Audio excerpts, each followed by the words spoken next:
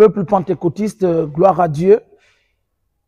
Je suis le pasteur Placide Tsiba, président du comité exécutif des Assemblées de Dieu de Pentecôte en République gabonaise.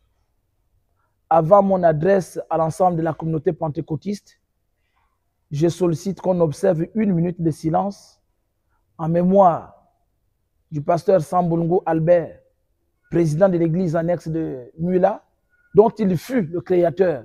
C'est lui qui créa cette annexe. Et il fait partie des premiers évangélistes pentecôtistes gabonais. Un hommage appuyé également au pasteur baptiste Thomas Balaga, dont les œuvres ne sont plus à démontrer au sein de notre communauté. Je souhaiterais qu'on observe une minute de silence en leur mémoire, parce que je sais qu'ils vont se reposer de leurs œuvres.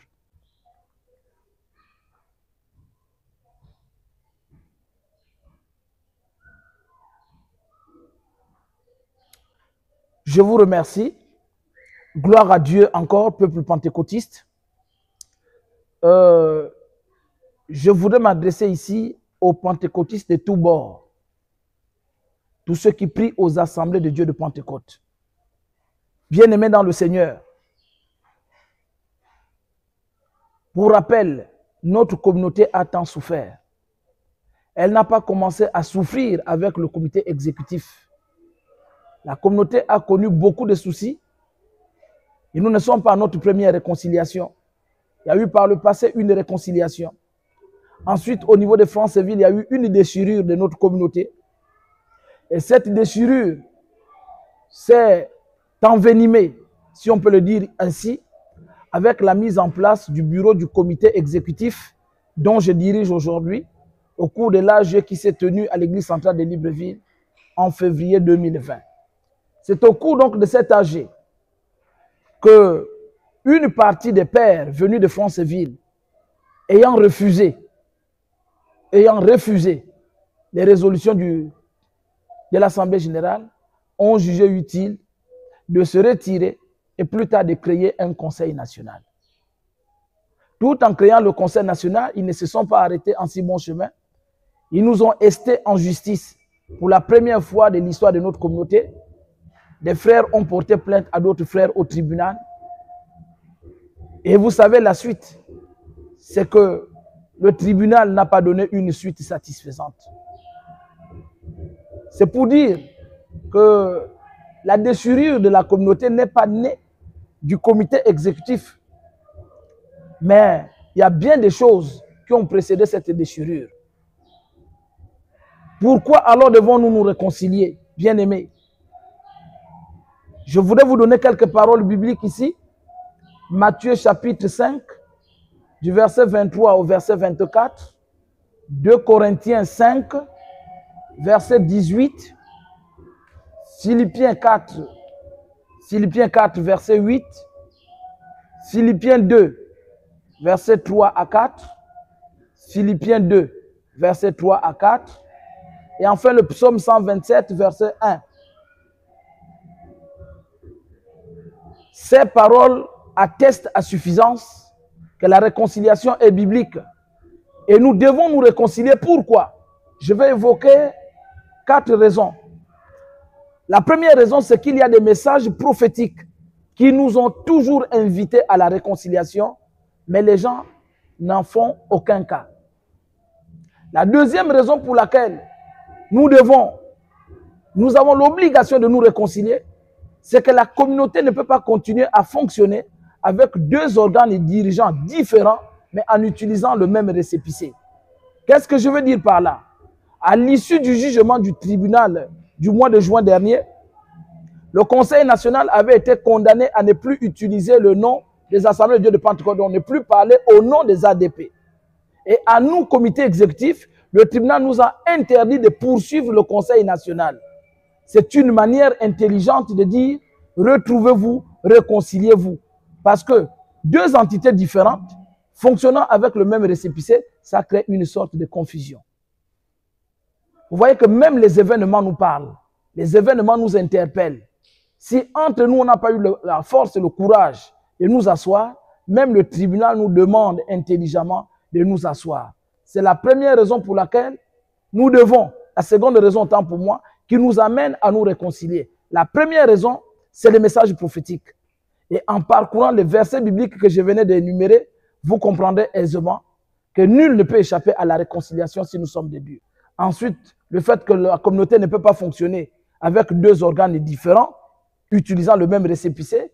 Troisièmement, la décision de justice. Et quatrièmement, parce qu'il faut mettre un terme à une guerre qui ne se termine pas. Même dans le monde, lorsque les gens sont en conflit, à un moment, ils finissent par s'asseoir et trouver une solution. Les assemblées de Dieu de Pentecôte, les enfants issus d'un même père, d'une même souche, ne peuvent pas continuer à vitam aeternam, à être en conflit. Cela a fragilisé le fonctionnement de nos églises, cela a même fragilisé notre vivre ensemble, y compris même dans nos familles. L'église est rentrée au point même de diviser les familles, d'où il faudrait que cela cesse. Et pour que cela cesse, nous sommes obligés de nous réconcilier. L'orgueil, le mépris, l'envie de diriger ou de commander, c'est selon. L'envie de montrer qu'on est chef, le rejet de l'autre, le mépris, les insultes. Comment pouvez-vous admettre que les gens issus d'un même père, soient aujourd'hui incapables de se dire bonjour, soient aujourd'hui incapables de se dire même gloire à Dieu, alors que nous prions le Seigneur. Donc, bien-aimés, voici un peu, à notre sens, ce qui justifie le fait que nous devons nous réconcilier. Parce que l'orgueil avait déjà suffisamment pris place au sein de notre communauté. Pour paraphraser quelqu'un, l'église ressemble désormais comme un champ de maïs où tout le monde porte la barbe. Et fonctionnant comme ça, bien aimé, c'est l'enfer. Et je viens encore humblement vous dire que la réconciliation n'est pas en soi une faiblesse. Si engagé ne signifie pas qu'il y aura un camp qui va gagner et un autre qui va perdre. Si un camp qui va gagner, c'est le Seigneur parce qu'il a toujours gagné. Et si un camp qui doit perdre, c'est l'ennemi. Parce que l'ennemi s'est moqué de nous en nous gardant longtemps divisés, séparés. Il pensait avoir déjà gagné. Donc, il n'y aura ni gagnant, ni perdant, mais le Seigneur va être glorifié.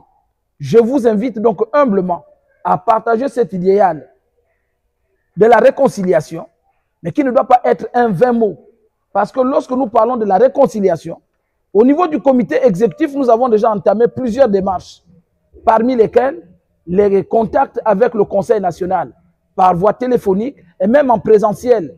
Pas plus tard que le 29, à Franceville, nous avons rencontré une bonne partie du bureau du Conseil national pour leur dire que l'heure était arrivée où il fallait qu'on s'asseye en trouvant une date pour en débattre et voir comment rendre public cela. Nous bénissons le Seigneur, Le comité exécutif ne s'est pas arrêté en si bon chemin. Et pris de paix, et partageant toujours le sentiment du plus grand nombre, nous avons compris et nous avons fait surseoir la mission de Brazzaville pour donner suite à la requête introduite par l'église centrale de Libreville qui nous demandait d'abord de surseoir et de regarder la situation de la réconciliation. Ensuite, l'église centrale de Mwanda qui nous avait demandé également de surseoir le départ sur Brazzaville afin qu'on se plonge d'abord, qu'on se concentre sur ce qui peut unir le plus grand nombre. Nous l'avons fait. Vous comprenez jusque-là que nous ne pouvons pas être, nous, des obstacles à la réconciliation. Nous avons donné le meilleur qu'on pouvait et je puis vous rassurer que nous ne nous sommes pas arrêtés en si bon chemin. Le comité exécutif a continué et cette fin de mois d'octobre, il y aura une première grande réunion entre le bureau du comité exécutif et le bureau du Conseil national. Cette réunion de haut niveau sera le cadre indiqué pour examiner ensemble la méthodologie à adopter ainsi que le chronogramme des actions futures à mener pour implémenter et rendre effective la réconciliation. Nous vous invitons donc à la prière. Nous vous invitons à mettre de côté la passion, le sensationnel, l'orgueil, le mépris, mais nous vous appelons à la prière. Pourquoi la prière? Dans le psaume 127, verset 1, le Seigneur dit, si Dieu ne bâtit une ville, ceux qui travaillent, travaillent en vain. Et pour ceux qui s'attardent parfois sur les questions de leadership, quand nous allons dans Philippiens 2, 3, 4, la Bible dit que chacun, au lieu de considérer ses propres intérêts, considère aussi ceux des autres. Ça veut dire que si nous sommes humbles À travers la prière que nous vous invitons, c'est pour que le Seigneur apaise les cœurs. Qu'il apaise les cœurs et qu'il rabaisse tous ceux qui sont montés afin d'amener tout le monde à accepter et à partager l'idéal de la réconciliation. Entre autres actions que nous aurions à mener avec le Conseil national, que nous devons regarder ensemble, ce serait l'organisation de confession. On ne peut pas parler de réconciliation sans confession. Mais pour que les gens se confessent, il faudrait que chacun reconnaisse le tort qu'il a fait à autrui. On ne va pas imposer une confession à quelqu'un, mais chacun devra reconnaître le tort qu'il a fait à autrui. Il y a la réconciliation avec l'autre et la réconciliation avec Dieu. Là, il s'agit présentement de la réconciliation avec l'autre. Qui a fait quoi à qui? Et il faudrait que nous soyons vrais. Selon Philippiens 4, 8.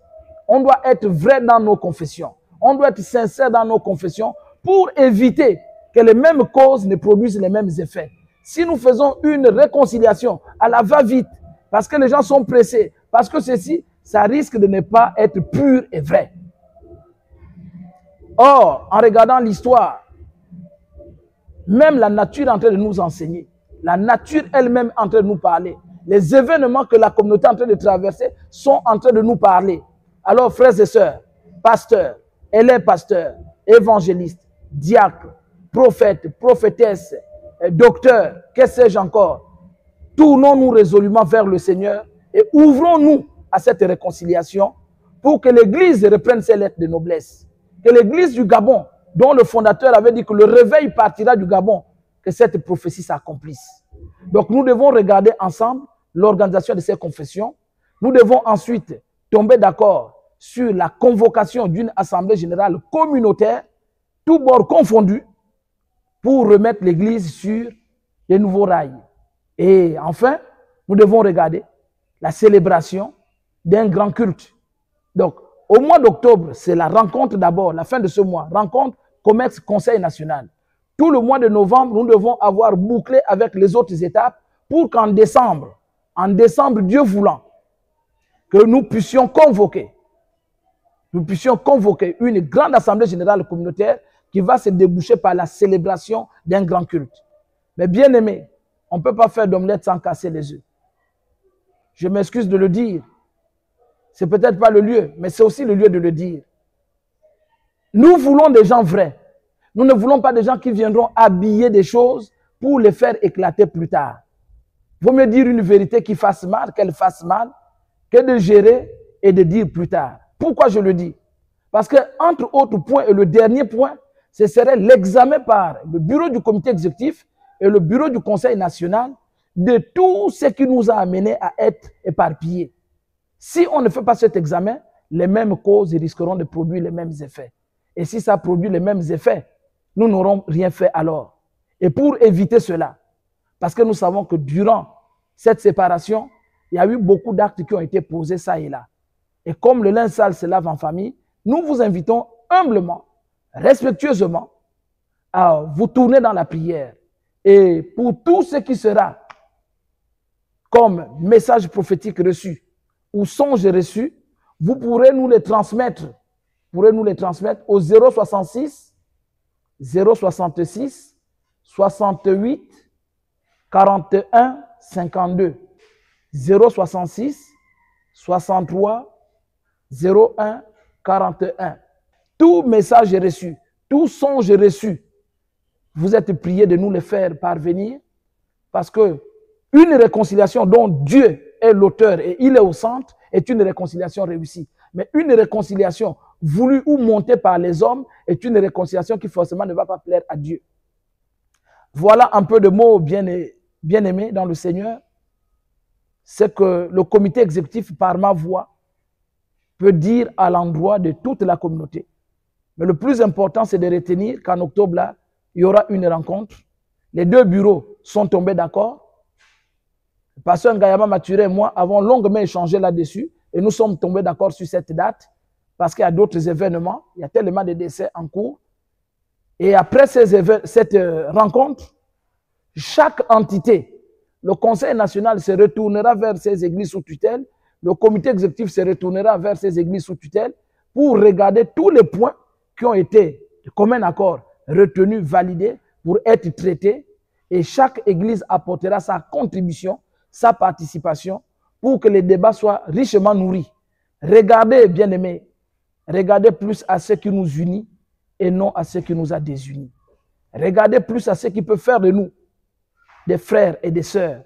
Parce que la Bible dans Genèse dit que nous avons été créés à l'image de Dieu. Et ce que nous faisons, est-ce que cela reflète que nous sommes créés à l'image de Dieu? Que le Seigneur vous bénisse. Je vous remercie.